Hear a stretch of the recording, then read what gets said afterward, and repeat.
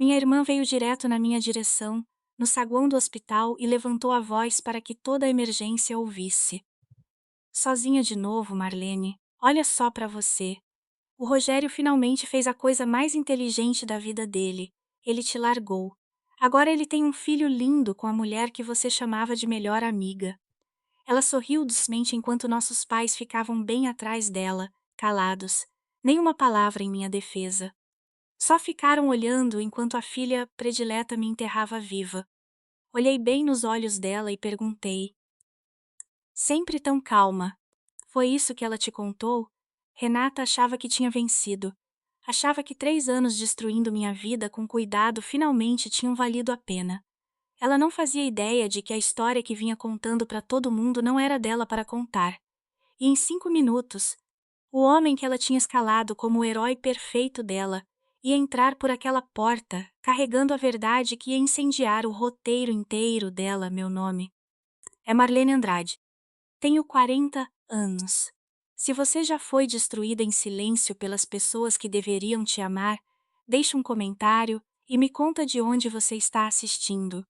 Se inscreve no canal se você quer ver o que acontece quando a mulher que eles achavam que tinham quebrado finalmente revida.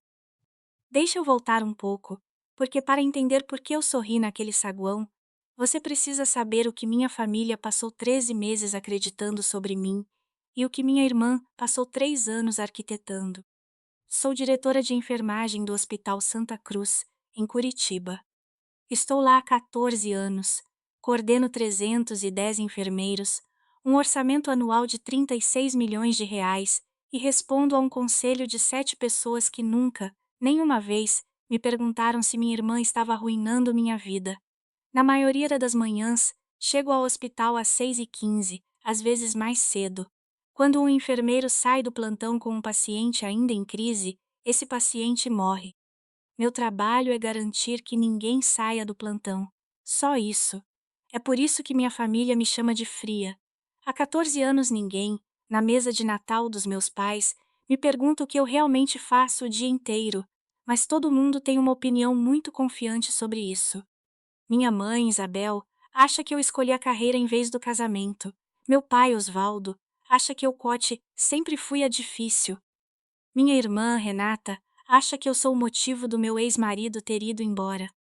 E 13 meses depois do meu divórcio, todos eles achavam que a história finalmente tinha terminado a favor deles. Essa era a história que eles tinham construído. Era a versão que contavam no Natal, na Páscoa, em cada reunião que eu ia e em cada uma que eu não ia. Tinha uma vítima recorrente, e todo mundo naquela sala já estava acostumado com o som do meu nome grudado nela. Minha irmã é a corretora de imóveis número 1 da Prime Imóveis em Curitiba. Ela mora numa casa de 1,5 milhão no Água Verde. O marido dela, Fernando, é médico titular do Hospital Santa Catarina. Os 2 filhos deles, Larissa, de 12 anos, e Vinícius, de 9, estudam num colégio particular no Batel. O Instagram dela tem uma hashtag que ela usa desde 2016, Mãe de Dois. Em todo feriado de família, ela posta uma foto dele sob a luz morna da varanda, com uma legenda sobre resistência. Minha mãe comenta em cada uma delas.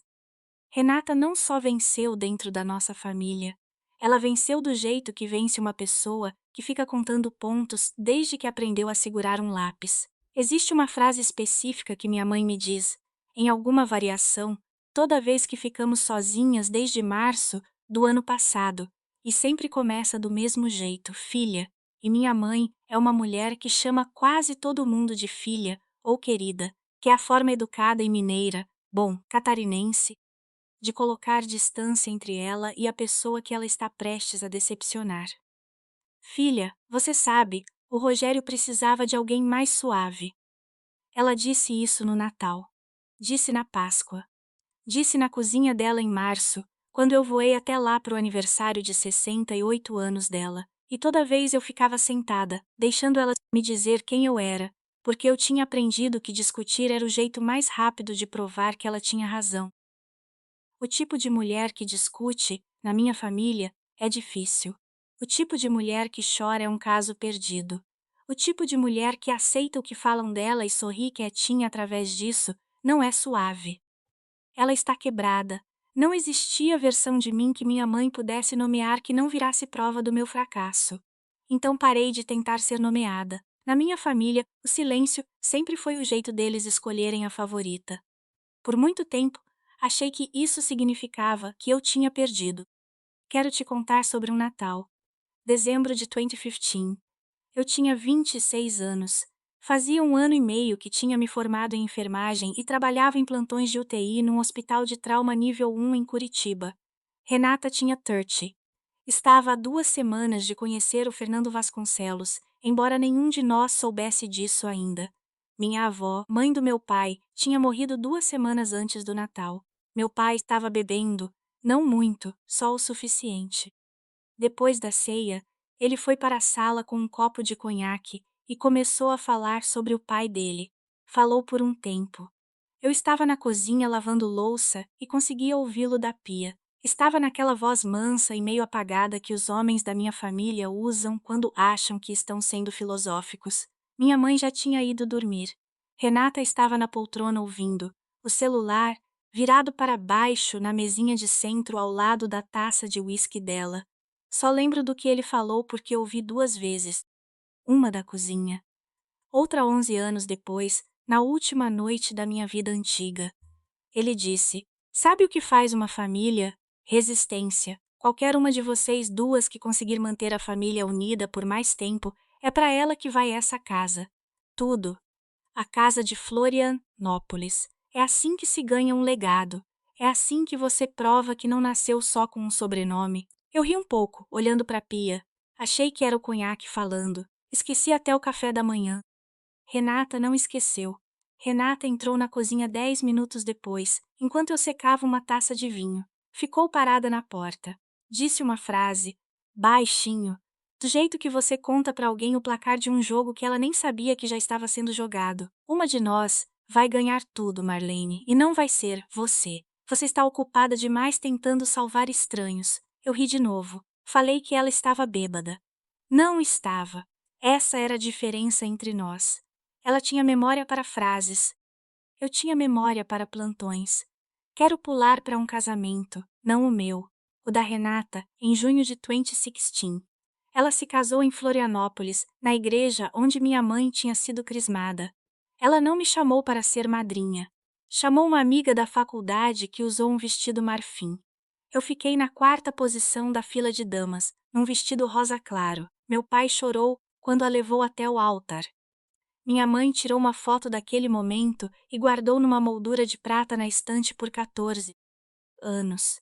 Depois do meu casamento, junho de 2017, eu tinha 27 anos. Rogério tinha 29.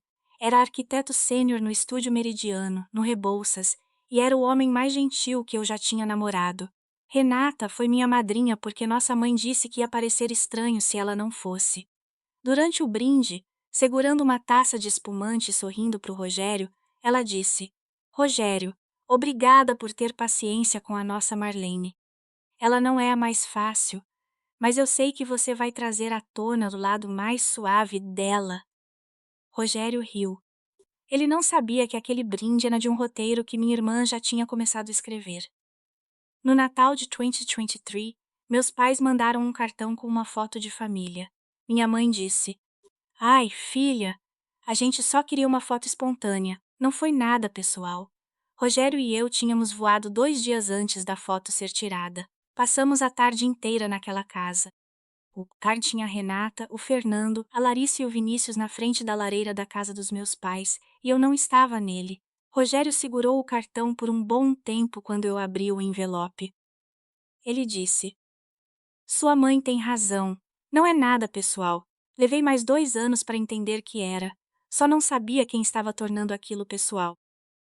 Existem momentos num casamento que você não percebe que são o começo do fim porque não parecem nada demais. No fim de 2024, Rogério voltou de um evento beneficente do meu hospital e comentou, meio de passagem, que a Renata tinha apresentado ele a uma amiga dela. Ele disse o nome Camila. Perguntou: Não era sua amiga de Curitiba? Eu disse: Era. Sim. A gente se afastou depois do primeiro divórcio dela.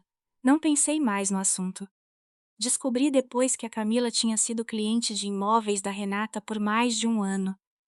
Nesse tempo, Renata tinha ajudado ela a vender uma casa no Bigorrilho e comprar um apartamento menor no Batel. Renata soube, no meio dessas transações, que a Camila tinha feito faculdade em Curitiba comigo e levou a Camila para aquele evento de propósito. Levou ela até a mesa do meu marido e disse: "Vocês já se conheceram, mas quero desacelerar. Quero te contar sobre 2020, porque foi quando comecei a entender que minha irmã não estava só contando pontos. Ela estava fazendo apostas. Rogério e eu tentamos ter um filho em 2019. Não aconteceu. Minha médica na Clínica Vita nos encaminhou para um especialista em fertilidade na Rua 15. Começamos a fertilização in vitro no outono de 2020. O primeiro ciclo falhou. O segundo também. Foi um luto quieto e privado. Não contamos para ninguém fora da minha mãe, que segurou minhas duas mãos entre as dela quando eu contei, e da Renata, para quem eu contei porque, até aquele ponto, ainda éramos irmãs. Ou eu achava que éramos. Naquele Natal, Renata chegou na casa dos meus pais com uma sacola de tecido cheia de fotos da Larissa. Larissa tinha 3 meses. Renata espalhou as fotos no balcão da cozinha, do lado dos ovos recheados, enquanto eu picava a salsão. Disse: "Não são uma graça?" O Fernando fala que eu tiro fotos demais. Minha mãe riu e pegou a foto de cima, levantando na luz. Minha irmã olhou para mim enquanto minha mãe olhava para a foto. Ela não desviou o olhar. Queria que eu soubesse que ela tinha cronometrado aquilo. Eu disse que as fotos eram lindas. Terminei de picar o salsão. Não porque já tinha aprendido que uma mulher da minha família, que chora vendo foto de bebê da irmã, é uma mulher que merece o que sente. Foi o ano em que minha mãe começou a contar para as pessoas que eu tinha decidido que não queria filhos. Eu nunca disse essa frase. Renata tinha dito algo parecido para minha mãe no verão anterior, na cozinha, e minha mãe ouviu na voz em que mais confiava. Em janeiro de 2025, Rogério começou a falar que estava cansado de se sentir invisível.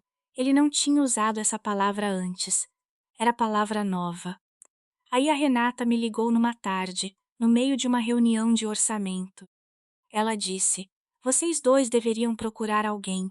A prima do Fernando acabou de abrir um consultório no Batel.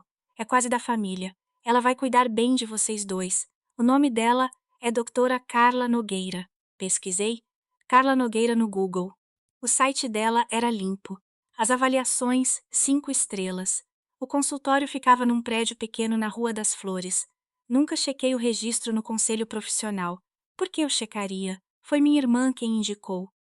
Por 34 semanas, Rogério e eu sentamos num sofá cinza no consultório da Carla. Ela tinha uns 28 anos. Usava cardigans macios. Era muito boa em perguntar para o Rogério como alguma coisa o fazia se sentir e depois repetir a resposta dele de volta para mim, como se fosse um diagnóstico. "Rogério, quando a Marlene chega do trabalho e não fala sobre o dia dela, como você se sente?" Ele disse que se sentia como se estivesse casado com as pacientes dela mais do que com ela mesma. Carla balançava a cabeça. Dizia: "Marlene, você está ouvindo o que o Rogério está te dizendo? Ele está dizendo que se sente invisível." Depois escrevia no caderno dela: "Lembro de pensar que ela falava mais com o Rogério do que comigo. Lembro de pensar que ela era muito boa no trabalho dela. Eu estava meio certa.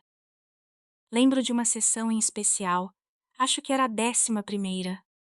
Carla me perguntou se eu já tinha pensado por que escolhi uma carreira dentro de um hospital em vez de uma carreira dentro de casa. Eu disse que a pergunta era injusta e ela sorriu e disse: "Não estou julgando, Marlene. Só estou observando." Essa palavra, observando, virou o hábito dela. Ela observava tudo. Observava quando eu olhava para o celular. Observava quando eu respondia rápido demais. Observou uma vez que eu tinha ido de jaleco para a sessão porque tinha vindo direto do hospital, e disse: "É interessante como você traz o hospital para dentro de ambientes que não são o hospital." Rogério balançou a cabeça no sofá ao meu lado. Eu não respondi. Eu já estava sendo treinada a não responder. Na sessão Fortim, Rogério já usava a expressão disponibilidade emocional. Na Twente, Usava fugindo para o trabalho.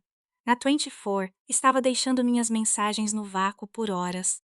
Em dezembro de 2025, achei um recibo de hotel no bolso do casaco dele. Não confrontei, não gritei. Dei espaço, porque tinha aprendido que a mulher que briga é a mulher que já perdeu. Em janeiro de 2026, ele pediu o divórcio. Os papéis foram finalizados em 11 de março. Na última noite em que ele morou na nossa casa, ele ficou parado perto da porta, a mão na alça de uma mala azul marinho. Não olhou para mim. Disse: "Você está indisponível há anos, Marlene.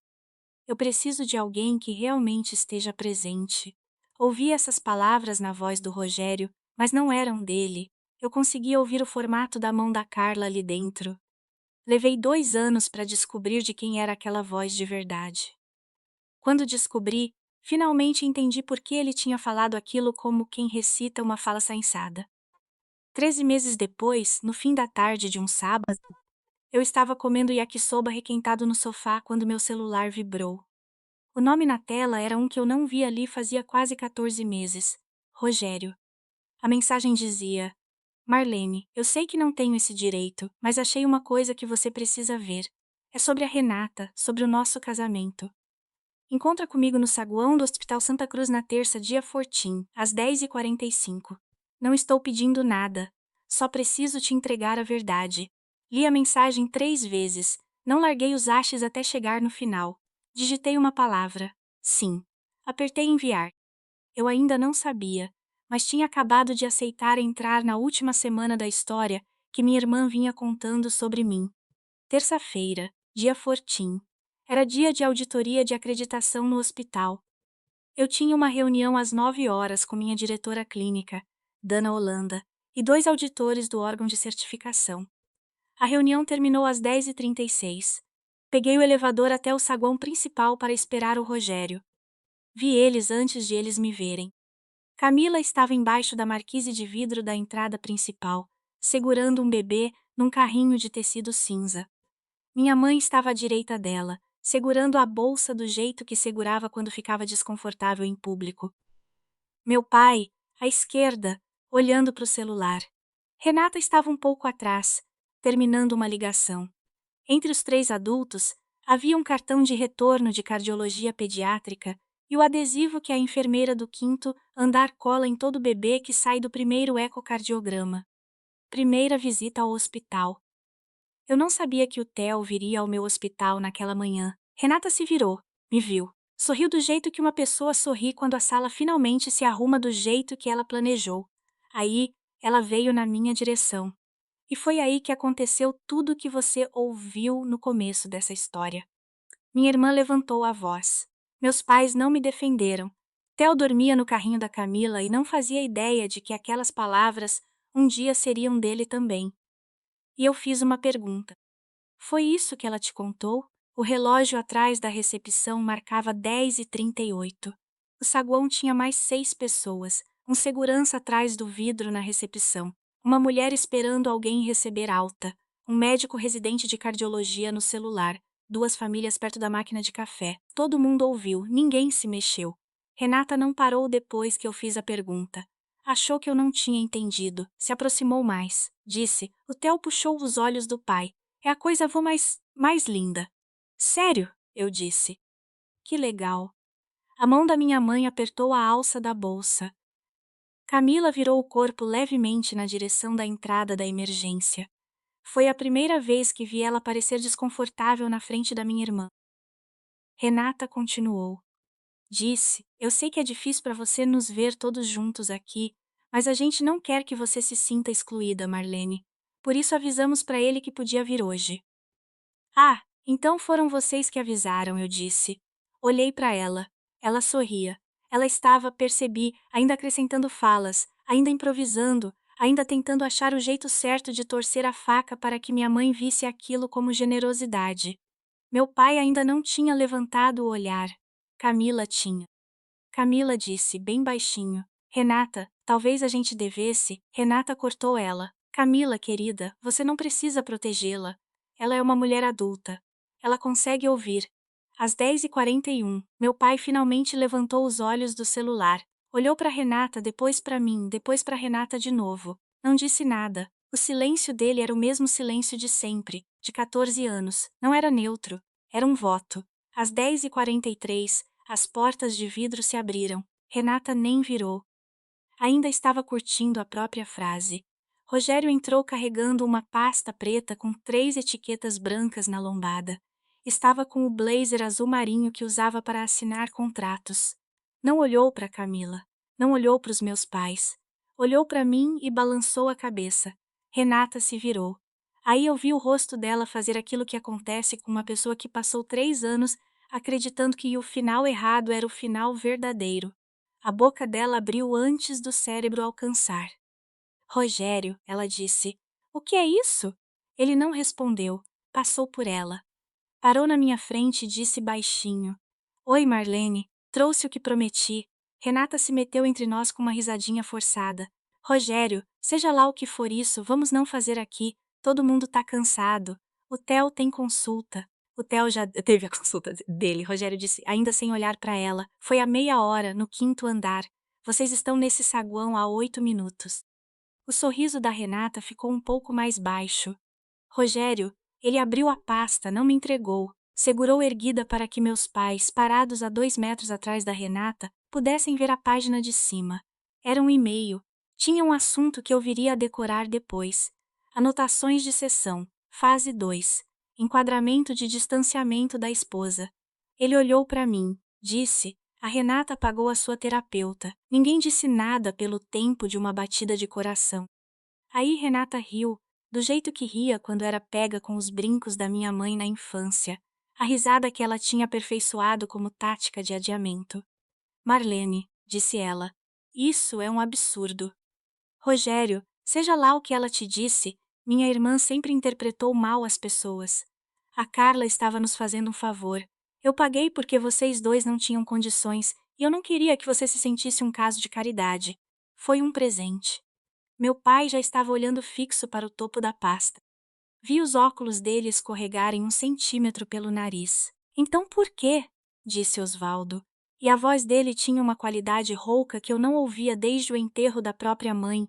Esse e-mail que o Rogério tem na mão, escrito por você para Carla Nogueira, diz enquadrar a Marlene como distante. O Rogério é receptivo? Renata abriu a boca. Não saiu nada. O rosto da minha mãe ficou parado. A mão dela parou de se mexer na bolsa. Ela tinha parado de respirar do jeito que se para de respirar quando não se quer ouvir mais nada. Camila olhava para Renata com uma expressão que eu nunca tinha visto nela antes. Ainda não era mágoa, era algo mais frio.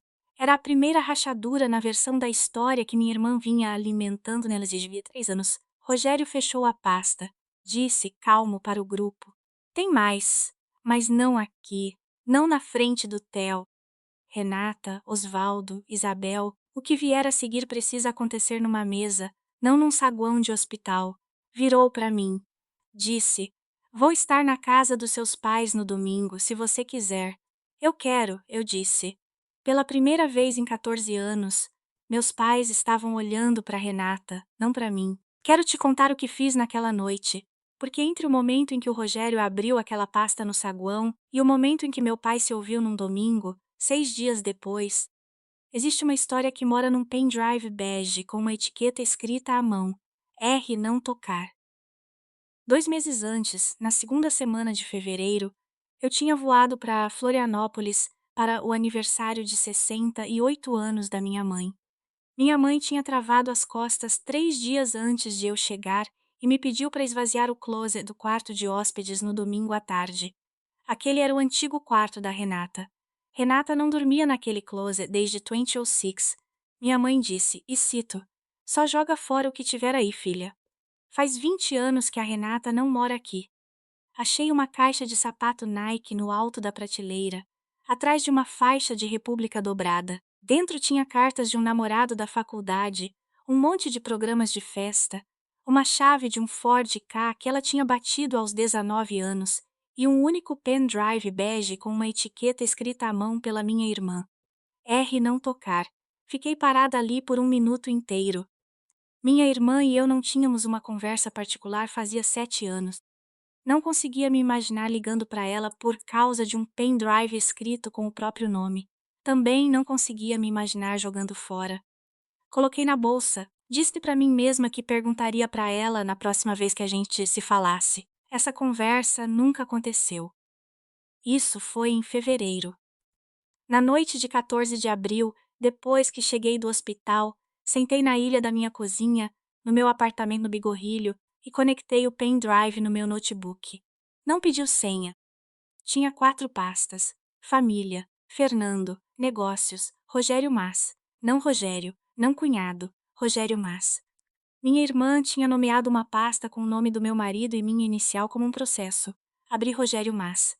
Tinha 46 documentos. O primeiro se chamava Anotações de Sessão, fase 2, Enquadramento de distanciamento da esposa.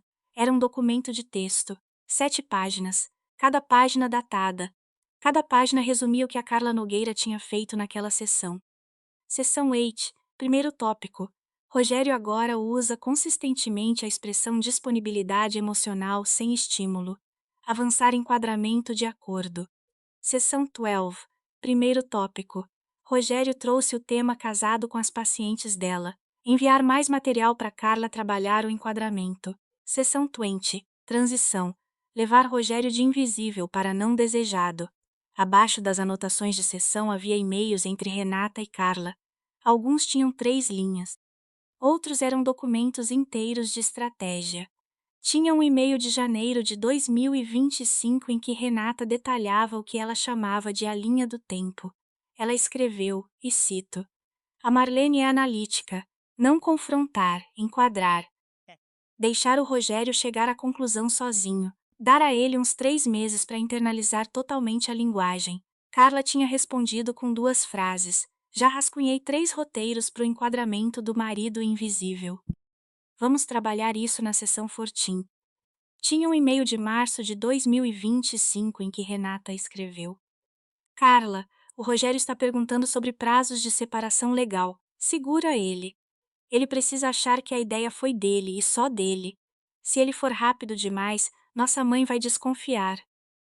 Carla respondeu com uma única palavra: "Entendido." Tinha um e-mail de agosto de 2025 em que Renata escreveu: "Fica de olho se a Marlene tocar no assunto filhos. Ela quase furou o roteiro na última sessão.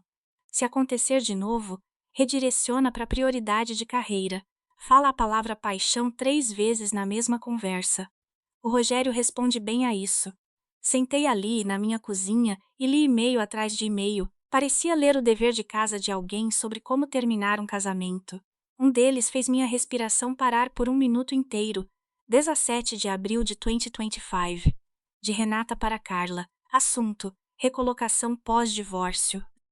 "Você tem alguém em mente para o Rogério?" A resposta da Carla dizia: "Você tem?" A resposta da Renata dizia: "Tenho sim. Uma amiga minha, Camila Ferraz. Ela tá pronta, só precisa de um pouso suave." Camila não era um affair de rebote. Camila era uma recolocação. Fechei o notebook. Olhei para o micro-ondas, marcava 20h31. Fiquei parada. Não chorei. Não liguei para ninguém. Anotei a hora para que, depois, quando eu tentasse lembrar quando realmente entendi tudo, eu tivesse um número de verdade. Aí abri o notebook de novo. Ainda tinha 44 arquivos para ler. Alguns eram correspondências. Alguns, planilhas. Tinha um documento chamado Ajuste de Cronograma Q3.docx, que descrevia o ritmo em que o Rogério deveria se distanciar. Tinha um documento chamado Roteiros de Apresentação para Camila, com 3 rascunhos do que ela deveria contar para minha mãe sobre o divórcio dela, a carreira dela, a família dela. Renata tinha escrito a biografia da amiga antes de apresentá-la oficialmente para os meus pais. Tinha uma pasta dentro da pasta chamada Pontos de Conversa Família. Tinha 4 documentos, um chamado Pai, um chamado Tia Vera, um chamado Geral. O chamado Mãe tinha uma única lista com marcadores, sempre enquadrar a carreira da Marlene como a ferida, sempre enquadrar a calma dela como frieza. A mãe vai preencher o resto sozinha. Ela quer preencher. Li aquela linha 3 vezes. Minha irmã não tinha escrito um plano para enganar minha mãe. Tinha escrito um plano que só precisava que minha mãe fosse quem ela já era. Procurei Carla Nogueira no LinkedIn pelo celular. O perfil dela dizia que ela era assistente imobiliária numa empresa em Blumenau chamada Serra Verde Imóveis. Não tinha nenhuma menção a atendimento psicológico no histórico profissional dela desde março de 2026. Mandei uma mensagem. Preciso falar com você amanhã. Isso não é uma ameaça, mas você e eu sabemos por que estou entrando em contato. A resposta dela chegou às 10h52 do dia seguinte. Por favor, me liga. Faz 3 anos que eu espero essa mensagem. Liguei para ela. Ela atendeu no primeiro toque. A voz dela já estava tremendo. A ligação durou 42 minutos. Não vou te contar tudo o que ela disse, porque parte era o tipo de autoflagelação que uma pessoa oferece quando carrega um segredo há tanto tempo que já não sabe falar de mais nada. Mas vou te contar as partes que você precisa saber. Devo isso a você. Carla Nogueira tem mestrado em psicologia clínica pela UFSC. Formou-se em 2021. Para ser registrada como psicóloga clínica no Conselho Profissional, ela precisava de 3.900 horas de estágio supervisionado e um exame de prática. Nunca completou nenhum dos dois. Em dezembro de 2024, tinha sido demitida de uma ONG em Blumenau por causa de uma divergência de política interna e estava 3 meses atrasada com o aluguel. Tinha voltado para Curitiba para dormir no sofá de uma amiga. O primo dela, Fernando, ligou na segunda semana de dezembro perguntando se ela queria ajudar a esposa dele com um projeto de família. Renata voou até lá para conhecê-la. Pagou Carla R$ 6.200 adiantados, via Pix, marcados como retentor de consultoria. Pagou R$ 260 por sessão pelas 34 sessões que Rogério e eu frequentamos. Alugou para Carla uma sala num prédio pequeno na Rua das Flores, através de um contato imobiliário, e pagou 12 meses adiantados para não deixar rastro de contrato. Disse para Carla que aquilo era uma intervenção para salvar um casamento. Carla acreditou nela pelas primeiras 5 sessões. Na sexta, já tinha começado a entender pelo que estava sendo paga de verdade. Na 15ª, tinha parado de se perguntar se aquilo era ético. Perguntei quando ela parou de acreditar na minha irmã. Ela disse: Sessão 6. A Renata me mandou uma frase para usar em você. Escreveu numa lista com marcadores. Escreveu: descreva ela como distante. Depois usa a palavra distante de novo na sessão seguinte. Depois de novo na outra. O Rogério vai começar a usar. Quando ele usar, pergunta para ele se acha justo. Ele vai dizer que sim. É assim que se planta uma palavra. Ela tem que crescer nele, não nela. Carla disse: eu entendi. Aquilo não era terapia de casal, era coaching. E eu fiz assim mesmo. Perguntei por que ela não parou. Ela disse: porque eu falava para mim mesma que já era tarde demais. Porque seu marido ia embora de qualquer jeito. Porque se eu parasse, ia ter que admitir o que já tinha feito. A cada sessão que eu ficava mais difícil sair. A esposa do meu primo pagava meu aluguel. Perguntei se ela alguma vez tinha colocado doutora na frente do próprio nome por escrito. Ela disse: só num documento que a Renata rascunhou, nunca num prontuário. Mas eu deixei acontecer. Deixei as pessoas me chamarem assim na sala de espera. Nunca corrigi ninguém. Isso é fraude, Marlene. Eu sei o que é isso, sempre soube. Perguntei por que ela estava me contando aquilo agora. Ela disse: porque o Rogério me ligou há 2 semanas. Porque eu tenho um noivo e não quero mentir para ele nunca mais. Porque eu nunca tive registro. Marlene, sinto muito. Ela falou que você nunca ia perceber. Não respondi. Não desliguei na hora. Só fiquei ouvindo a respiração dela por alguns segundos antes de largar o celular no balcão, ainda com a ligação ativa, e ir até a janela da cozinha olhar o céu. Depois voltei e desliguei. Preciso te falar uma coisa antes de continuarmos. Se algum pedaço disso está começando a soar familiar, se existe alguém na sua família que apresentou a pessoa que terminou seu casamento ou que pagou pela sala onde te disseram o que havia de errado com você, deixe uma linha só nos comentários. Só me diz que você está aqui. Não precisa explicar. Eu quero saber que você existe. Eu quero saber que eu não fui a única. No dia seguinte, Rogério me mandou um print. Disse que tinha guardado aquilo fazia um ano e não sabia o que fazer com isso. Era uma conversa de WhatsApp entre ele e a Renata, datada de sexta-feira, 12 de abril de 2026, exatamente 2 semanas depois do nosso divórcio sair. Renata tinha escrito: Rogério, vou transferir os 81 mil amanhã de manhã. Pensa nisso como um empréstimo ponte, não um presente. Só garante que você fica feliz com a Camila. Esse é o juro que eu quero. 81 mil reais. Minha irmã tinha emprestado para o meu ex-marido a entrada da nova vida dele com a minha ex-melhor amiga. O juro era ele ficar com a Camila. Rogério não tinha entendido o tom da mensagem na época. Um ano depois, entendeu. Fiquei sentada com aquele print por um bom tempo. Depois voltei para o pendrive. Ainda não tinha aberto a pasta família. Achei que fossem só fotos antigas. Naquela noite abri e encontrei 16 arquivos. 15 eram fotos. O 16º era um áudio.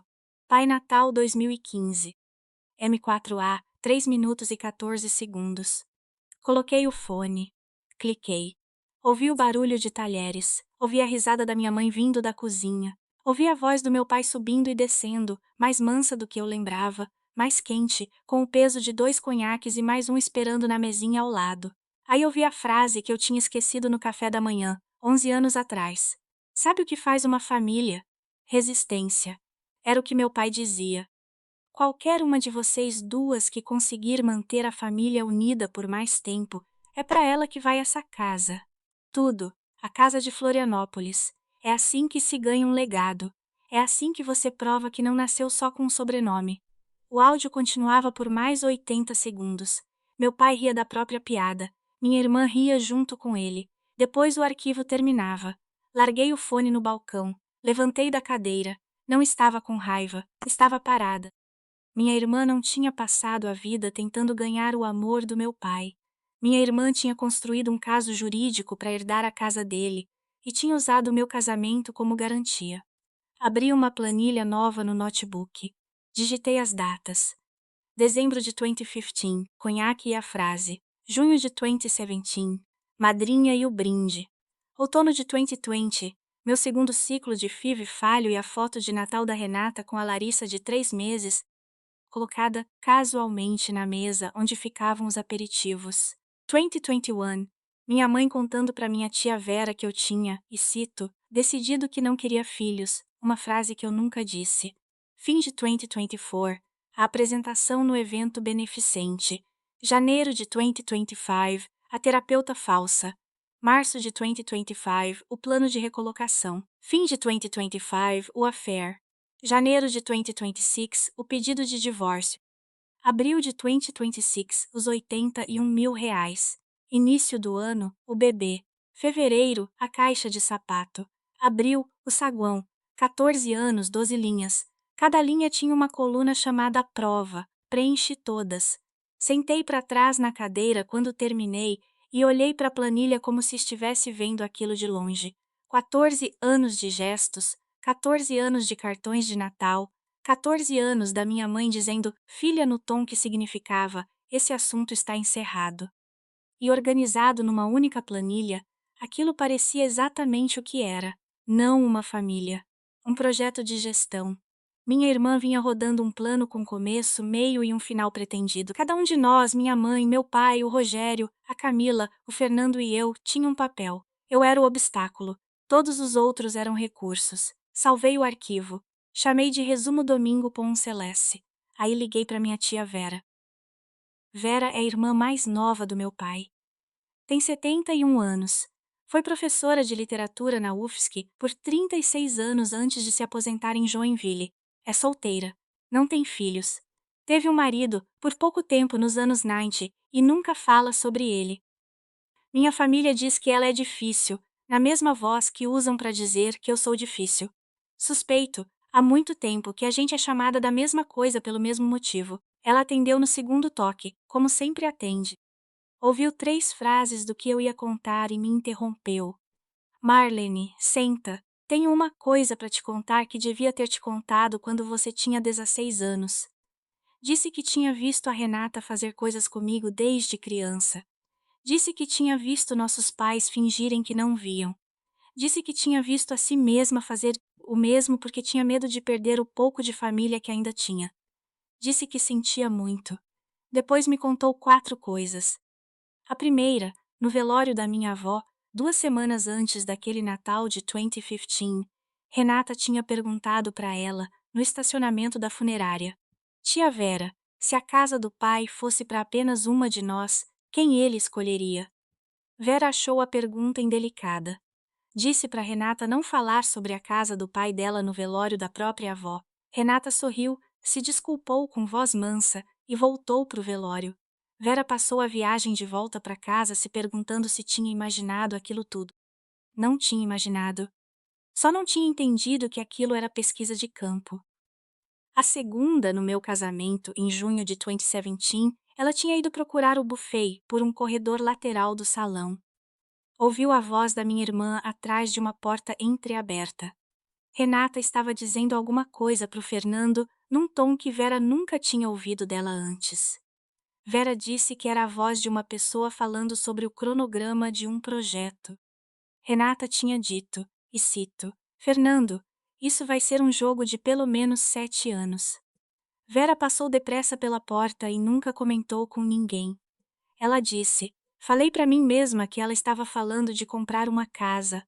Falei isso por 13 anos, porque se eu deixasse eu mesma ouvir o que realmente ouvi, ia ter que falar alguma coisa para o seu pai. E eu tinha medo de que seu pai ficasse do lado da Renata e eu perdesse ele também. A terceira, no Natal de 2025, ano em que Rogério e eu estávamos em atendimento com a Carla, Renata tinha convidado ela para a casa dela no Água Verde e apresentado como uma amiga da família. Vera perguntou para Carla o que ela fazia da vida. Carla respondeu de forma vaga sobre atendimento e mudou de assunto. Vera disse que notou desvio na hora. Marlene, eu dei aula para universitários por 36 anos. Sei como é quando uma jovem está protegendo a história de outra pessoa.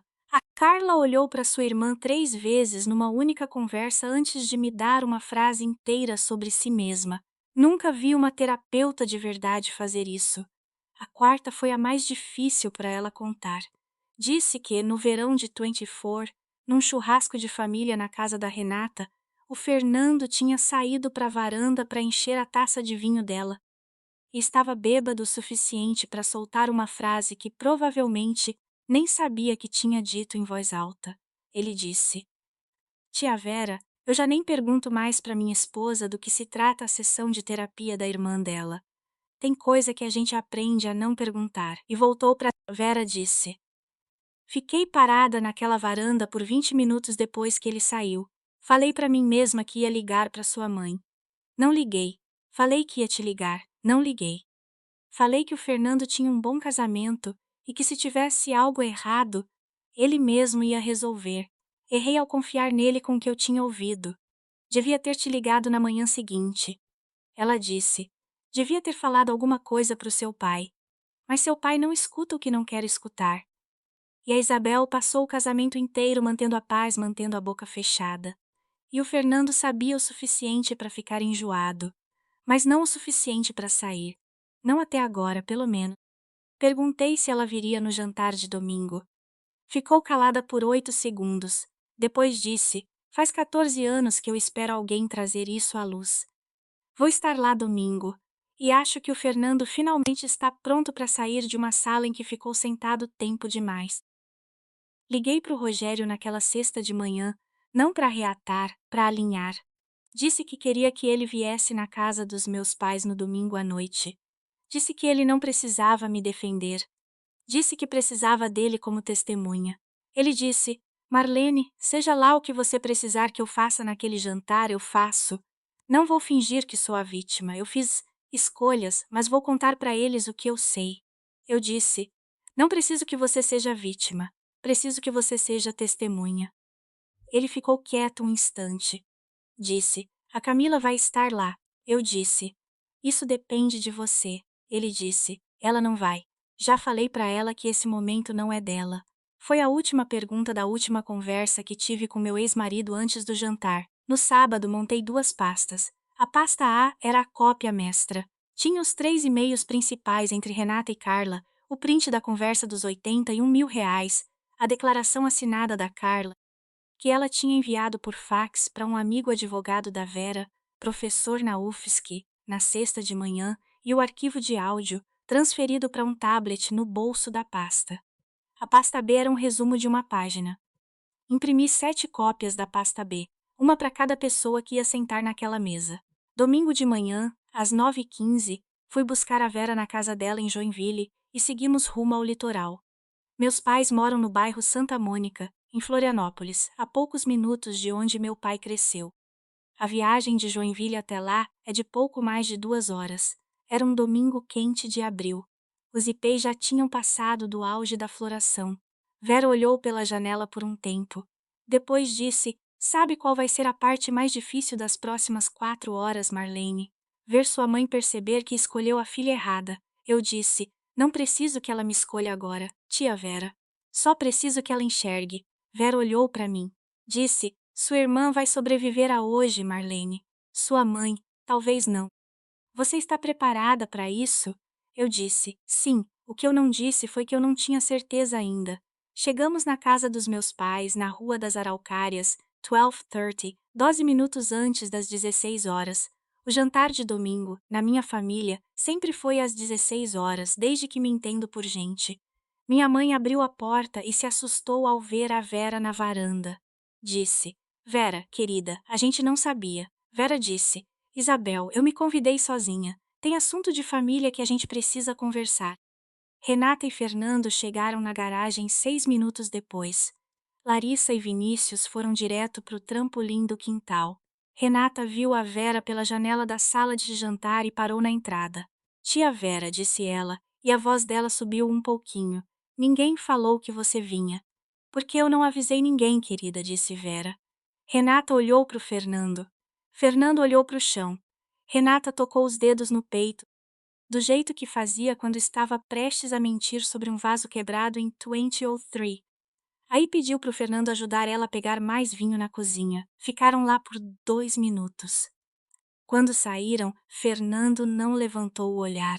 A boca da Renata estava numa linha fina e específica que eu conhecia desde que a gente dividia banheiro na adolescência. Era a linha de uma pessoa planejando como controlar uma sala que já tinha começado a escapar do controle dela. Sentamos.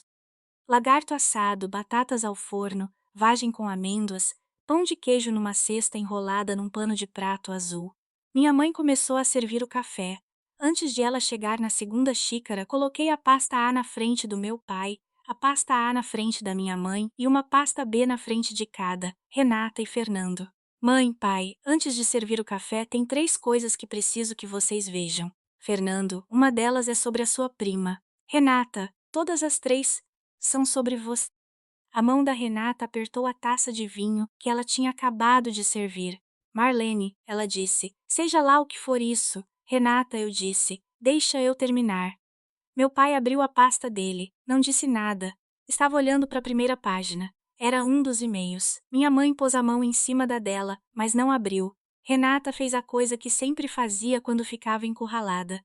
Riu um pouco, não muito alto, e tentou de novo. "Isso está fora de contexto." A Marlene sempre interpretou mal as pessoas. A Carla estava ajudando o Rogério e a Marlene. Eu paguei porque eles não tinham condições e eu não queria que soubessem que era eu. Foi um presente, Ti. Meu pai estava lendo. Não levantou o olhar. Disse, numa voz que não parecia a voz de um homem na segunda taça de vinho de um domingo à tarde: "Então por que esse e-mail que estou segurando, escrito por você para Carla, desenquadrar a Marlene como distante?" O Rogério é receptivo. Renata abriu a boca. Nada saiu. Ela tentou um segundo ângulo. "Pai, esse e-mail não diz o que ela diz que diz." Ela distorceu as palavras. "É por isso que ela e eu não nos falamos." Ela reformula tudo. Minha mãe virou a página da pasta dela. Ainda não dizia nada, mas já estava lendo. Renata tentou um terceiro ângulo. Mãe, por favor, olha para mim. Isso não é justo." Minha mãe não olhou para ela. Minha mãe disse, baixinho, olhando para a pasta: "Renata, por favor, para de falar por um minuto para eu conseguir ler." Renata parou de falar. Foi a primeira vez em 14 anos que eu ouvi minha mãe mandar minha irmã calar a boca. A sala ficou quieta por um minuto inteiro. Meu pai virou para a página 2. Minha mãe virou para a página 3. Renata ficou olhando para a taça de vinho que ela tinha derramado um pouco. Aí a campainha tocou. Minha mãe se levantou automaticamente, do jeito que se levanta automaticamente para atender campainha numa casa de família tradicional. Foi até a entrada. Ouvi ela abrir a porta. Ouvi ela dizer: Rogério. A voz dela quebrou um pouco na segunda sílaba. Rogério entrou na sala de jantar. Não olhou para Renata. Disse, com delicadeza: Isabel, Osvaldo, Renata, Fernando, tia Vera, Marlene. Obrigado por me deixarem vir. Se for possível, eu só falo uma vez. Meu pai disse baixinho. Pode falar. Rogério olhou para o meu pai, não para Renata, disse. A Renata me pagou 81 mil reais, 2 semanas depois de eu e a Marlene finalizarmos o divórcio. Mandou via transferência. Me mandou uma mensagem explicando. Eu tenho print. A mensagem diz que o juro que ela queria era que eu ficasse com a Camila. Eu não entendi o tom na época. Entendi 2 semanas atrás, quando descobri que ela também tinha pago a Carla Nogueira, minha suposta terapeuta de casal que não tem registro para atuar como psicóloga. Ele colocou o print na mesa na frente do meu pai. Osvaldo olhou fixo para ele, não tocou. Renata fez um pequeno ruído molhado e largou a taça sem querer. Bateu na mesa. Fernando se levantou. Foi o primeiro a se levantar. Não olhou para Renata. Olhou para os meus pais. Disse: Osvaldo, Isabel, eu devo uma desculpa a vocês. Faz uns 18 meses que eu sei o suficiente para ter falado alguma coisa. Não falei. Deixei minha esposa me convencer de que não era da minha conta. Vou pegar as crianças no trampolim e levar para casa da minha mãe. Renata, vou protocolar os papéis na terça de manhã. Ele saiu da sala de jantar sem olhar para trás. Renata gritou atrás dele: Fernando, Fernando, espera! Fernando, a gente pode conversar sobre isso. Ele não virou. A porta dos fundos abriu. A porta dos fundos fechou. Ouvi a Larissa rir no quintal. Ouvi o Fernando chamar o nome dela no tom normal de um pai chamando a filha num domingo qualquer. Ouvi o carro ligar na garagem. Minha mãe ficou sentada com a mão ainda em cima da pasta fechada, olhando para a parede atrás da cabeça da Renata. Não disse uma palavra. Virei o notebook na direção do meu pai. Disse: Pai, tem mais um arquivo. Quero que você ouça antes de eu falar mais alguma coisa. Cliquei em play. O áudio tinha 3 minutos e 14 segundos. Ninguém na sala se mexeu. O barulho de talheres de um Natal de 11 anos atrás encheu uma sala de jantar de domingo em Florianópolis. Sabe o que faz uma família? Resistência. Era o que meu pai dizia. Qualquer uma de vocês duas que conseguir manter a família unida por mais tempo, é para ela que vai essa casa. Tudo. A casa de Florianópolis. É assim que se ganha um legado. É assim que você prova que não nasceu só com um sobrenome. Meu pai fez um som na garganta como se tivesse levado um soco macio no peito. Levantou as 2 mãos até o rosto e cobriu. Ficou assim por 42 segundos. Ninguém contou. Ninguém precisou. Minha mãe finalmente olhou para mim. Os olhos dela estavam molhados. Ela não falou. Renata chorava agora, sem som, do jeito que chorava quando criança e não conseguia sair de uma mentira. Falei só mais 2 frases naquela mesa. Falei para minha mãe. Disse: Mãe, você não me perdeu porque eu me divorciei. Você me perdeu porque, quando sua filha decidiu acabar com o meu casamento por causa de uma casa, você decidiu que a casa valia mais. A mão da minha mãe subiu até a metade do caminho da boca. Ela não respondeu. Não conseguia responder. Não havia resposta para dar. Não disse mais nada. Ainda não. Se você ainda está comigo, se você já foi a filha chamada de fria, ou difícil, ou de exagerada demais, quero que você saiba disto. Silêncio dentro de uma família é uma escolha. E, se as pessoas ao seu redor continuam fazendo essa escolha, você tem o direito de fazer uma diferente. É essa a mensagem inteira. Cuida de você. Depois, continue em frente. As 2 semanas depois daquele domingo foram as mais quietas da minha vida. Na terça de manhã, Fernando entrou com um pedido de divórcio e requereu a guarda física dos filhos, Larissa e Vinícius. O advogado dele mandou uma notificação para Renata exigindo a preservação de todas as comunicações com a Carla Nogueira. Meu pai não atendeu o telefone por 3 dias. Minha mãe me ligou na quarta de manhã, às 7 horas, e disse: Marlene, hoje eu vou marcar terapia. Não para Renata, para mim. Preciso entender por que escolhi não te enxergar. Eu disse: ainda não estou pronta para falar sobre isso com você, mãe, mas fico feliz que você esteja ligando. Ela disse que entendia. Não perguntou quando eu ficaria pronta. Foi a primeira vez, na minha vida inteira, que minha mãe se conteve de me pedir um prazo para alguma coisa que ela queria. Carla Nogueira escreveu uma declaração completa para o conselho profissional na segunda-feira depois do jantar de domingo. Me copiou. Também copiou o editor-chefe de um portal local de jornalismo investigativo, por sugestão da Vera, para que a história não pudesse mais ser abafada em silêncio. Pediu demissão da Serra Verde Imóveis. Disse, num e-mail, que passaria o resto da carreira, seja lá o que ela viesse a ser, contando para as pessoas o quanto foi fácil deixar que a comprassem. Rogério me ligou 8 dias depois. Não pediu para vir me ver, não pediu nada. Disse: eu sei que não faço parte da sua recuperação, Marlene, mas quero que você saiba que finalmente entendi o que eu fui. Eu não fui o homem que te deixou, fui o homem para quem ela escreveu um roteiro. Isso não é desculpa, é só o que eu finalmente enxergo. Ele fez uma pausa. Disse: o Theo é um bebê bom.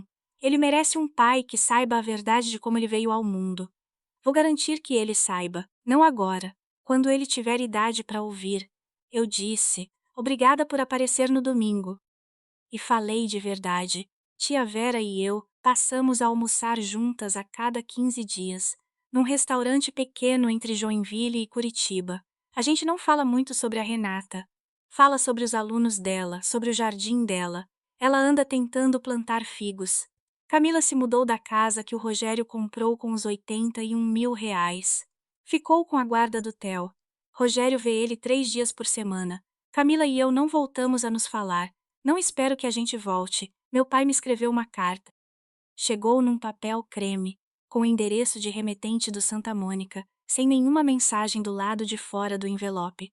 Dentro, uma página escrita à mão. Marlene, ele escreveu, não vou te pedir para me perdoar. Sentei numa mesa de Natal, 11 anos atrás, e falei uma coisa bêbada que virou uma arma na mão da sua irmã. Deixei acontecer porque eu queria acreditar no melhor da minha filha mais velha e no pior da mais nova. Isso foi covardia. Vou passar os anos que me restam aprendendo a enxergar a filha que escolhi não enxergar.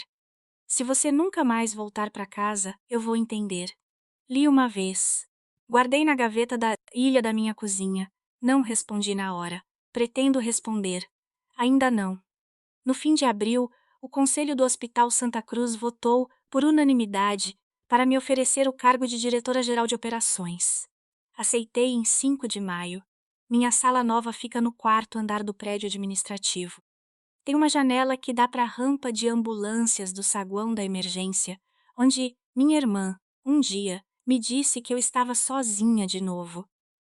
Na minha primeira manhã naquela sala, parei na floricultura do outro lado da rua e comprei um ramo de lírios brancos para mim mesma. Cortei os talos na pia do meu banheiro novo e coloquei num vidro de conserva sobre a mesa. Depois sentei e fiquei olhando para eles por um tempo. Minha irmã passou 14 anos tentando ganhar uma casa. Meus pais passaram décadas tentando construir uma família que nunca os decepcionasse. Eu parei de tentar ganhar qualquer um dos dois aos 40 anos, num saguão de hospital, quando minha irmã sorriu de canto e meu ex-marido entrou com uma pasta na mão. Eu não fiquei com a casa. Não precisava dela. Eu finalmente tinha o que minha irmã passou 14 anos tentando construir para ela mesma.